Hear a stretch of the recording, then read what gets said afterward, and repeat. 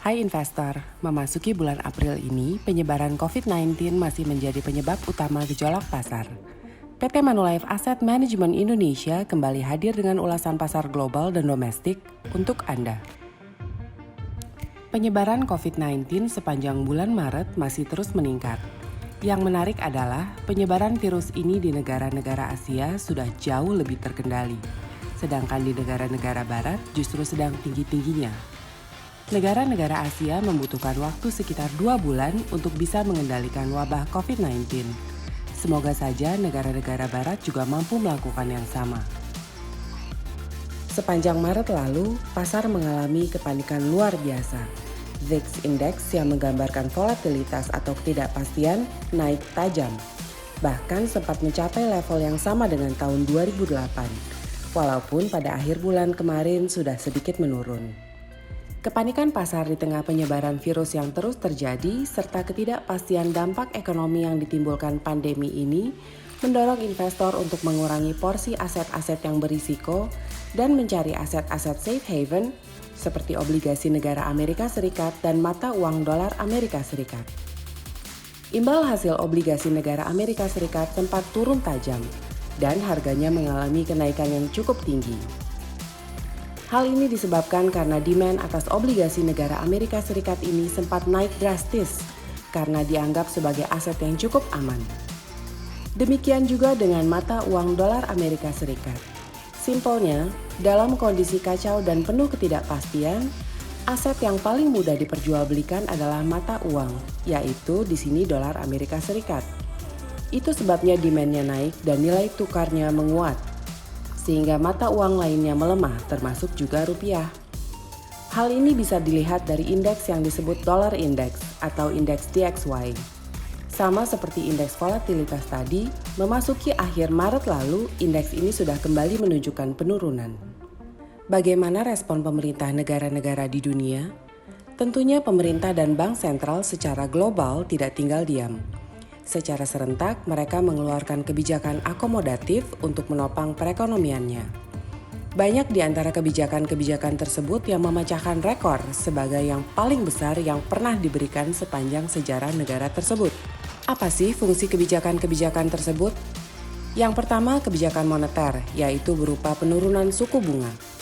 Dilakukan untuk memastikan likuiditas tetap terjaga. Analoginya ketika tubuh manusia sedang sakit, setidaknya aliran darah harus dijaga tetap lancar, supaya darah masih bisa mengangkut oksigen dan obat ke seluruh tubuh. Yang kedua, kebijakan fiskal. Nah, stimulus fiskal ini seperti obat saat kita sedang sakit.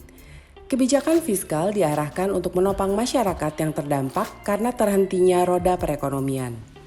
Bentuk stimulus sangat bervariasi, seperti bantuan tunai, pengurangan pajak, dan peningkatan bantuan sosial. Pendeknya, iya, corona makin membabi buta.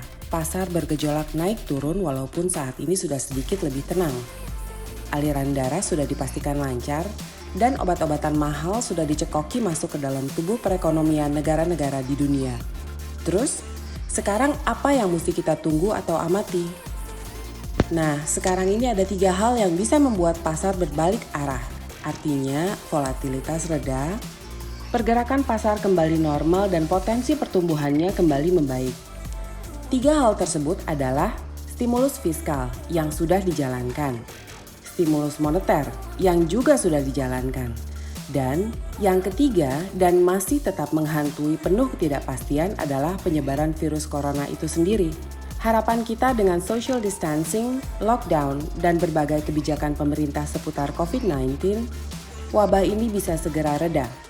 Makanya, kita bisa ikut membantu percepatan pemulihan pasar finansial dan perekonomian dunia dengan setidaknya sementara ini tetap di rumah aja. Sekarang, bagaimana kondisi market domestik? Tak jauh beda dengan kondisi perekonomian secara global, pasar finansial Indonesia juga sempat kocar-kacir lantaran COVID-19. Pasar saham melemah sejauh 16,8 month on month atau 27,9% year to date. Sementara pasar obligasi juga keok sejauh 5,2% month on month atau 3,0% year to date.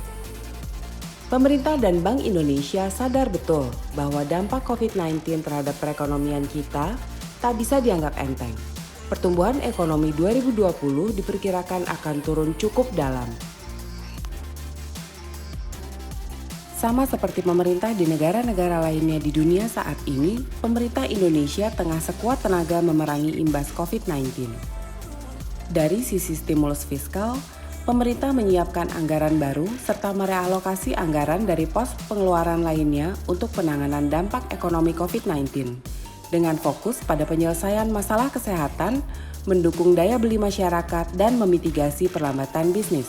Seperti juga yang dilakukan oleh banyak negara lain guna meluncurkan stimulus yang dibutuhkan, pemerintah berencana mengajukan proposal untuk meningkatkan batas defisit anggaran ke level 5% dari PDB.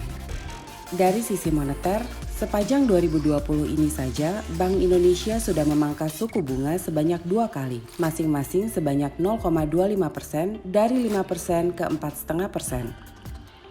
Proyeksi kami, Bank Indonesia mungkin saja menurunkan lagi suku bunga demi menambah oli guna memutar roda ekonomi hingga ke level 4%. Itu tadi berbagai stimulus yang digelontorkan pemerintah kita.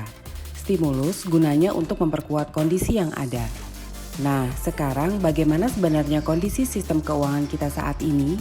Bagaimana sih keadaan aliran darah yang tadi kita sebut-sebut sangat penting itu? Ternyata kondisinya sangat bagus. Sektor perbankan sebagai urat nadi perekonomian, sebagai lembaga intermediasi dan penggerak sektor real, ketahanannya saat ini jauh lebih baik dibanding tahun 2008. Apalagi dibanding tahun 1997 saat krisis moneter melanda dunia. Kecukupan modal perbankan Indonesia yang kita kenal dengan Capital Adequacy Ratio berada di level yang sangat baik, dengan peningkatan yang juga sangat baik dibandingkan dengan negara-negara lain di kawasan Asia. Kredit macet di sektor perbankan juga masih sangat rendah. Bank Indonesia pastinya akan terus menjaga agar setidaknya kondisi ini tidak terganggu. Bagaimana pasar obligasi domestik Indonesia? Tekanan aksi jual investor asing diharapkan mereda seiring dengan harapan stimulus fiskal dan moneter dunia dapat mengangkat sentimen pasar dan menopang pasar obligasi ke depannya. Saat ini kepemilikan asing sudah rendah sekali, yaitu hanya sekitar 33% dari total obligasi yang diperdagangkan. Biasanya kepemilikan asing berada di level 38 hingga 40%. Selisih antara imbal hasil obligasi pemerintah Indonesia baik yang rupiah maupun dolar Amerika Serikat dengan imbal hasil obligasi pemerintah Amerika Serikat yang umumnya dijadikan patokan sudah semakin tinggi. Per 1 April, untuk obligasi pemerintah Indonesia dalam rupiah, selisihnya mencapai 729 basis points. Padahal rata-rata 3 tahun terakhir hanya 480 basis points. Untuk obligasi pemerintah Indonesia dalam dolar Amerika Serikat, selisihnya mencapai 259 basis points dari rata-rata 3 tahun terakhir yang hanya 137 basis points. Selisih ini mencerminkan valuasi pasar obligasi yang sudah sangat atraktif. Di pasar saham domestik, dampak terhadap fundamental perusahaan akan sangat tergantung pada durasi pandemi COVID-19. Sepanjang kuartal 1, IHSG telah mengalami pelemahan sejauh hampir 28%. Ini adalah penurunan kuartalan terbesar dalam 10 tahun terakhir. Sementara itu, penurunan pertumbuhan laba korporasi tidak sedalam penurunan IHSG itu sendiri. Artinya, pelemahan pasar saham domestik lebih mencerminkan kepanikan pasar daripada ketakutan investor akan penurunan pertumbuhan earnings perusahaan. PE ratio per 1 April telah mencapai level sekitar -3 standar deviasi, yang dapat diartikan bahwa valuasi pasar saham Indonesia telah mencapai titik yang sangat rendah dan hal ini sangat jarang terjadi. Seperti pasar finansial global, pasar finansial Indonesia juga sedang panik. Pemerintah dan Bank Indonesia tidak kalah sigap dengan negara lain dalam hal meluncurkan stimulus fiskal dalam skala yang luar biasa sambil memberikan stimulus moneter sebagai oli agar roda perekonomian lancar jaya. Sementara itu, kondisi finansial kita yang menjadi aliran darah juga dalam keadaan sangat baik. Pasar obligasi dan saham secara fundamental sangat menarik. Tapi ujungnya pertanyaannya tetap sama. Sampai kapan volatilitas akan terus tinggi? apa yang perlu kita cermati sambil kita berinvestasi secara berkala? Saat ini ada 3 hal yang bisa membuat pasar domestik berbalik arah, dalam artian volatilitas mereda, kondisi kembali normal, dan pasar modal pulih kembali. Yang pertama adalah stimulus fiskal dan moneter yang sudah ditangani oleh pemerintah dan Bank Indonesia. Yang kedua adalah penyebaran COVID-19 yang masih menghantui kita. Dan yang ketiga adalah rencana penurunan PPh badan atau korporasi yang diharapkan dapat memberi ruang bernafas bagi korporasi. Berikut adalah proyeksi kami atas beberapa indikator yang telah kami perbarui terkait kondisi pasar terbaru dan perkembangannya. Wabah COVID-19 adalah kejadian luar biasa yang menghantam pasar finansial, dunia bisnis, dan perekonomian global yang pertama kalinya terjadi di zaman modern ini. Hampir semua negara dan bank sentral dunia berusaha menangani dengan kebijakan fiskal berupa pemberian stimulus yang luar biasa besar, kebijakan moneter melalui penurunan suku bunga yang juga sangat signifikan, dan kebijakan kolektif melalui social distancing dan pembatasan pergerakan manusia. Ini semua dilakukan agar dampak ekonomi yang terjadi dapat diminimalkan dan dipulihkan segera. Memang masih ada ketidakpastian dari penyebaran wabah itu sendiri. Maka dari itu, yuk kita turut membantu pemulihan pasar finansial dunia dan Indonesia. Nah, bagi Anda para investor, tetaplah berinvestasi menurut tujuan dan horizon investasi Anda. Selamat berinvestasi!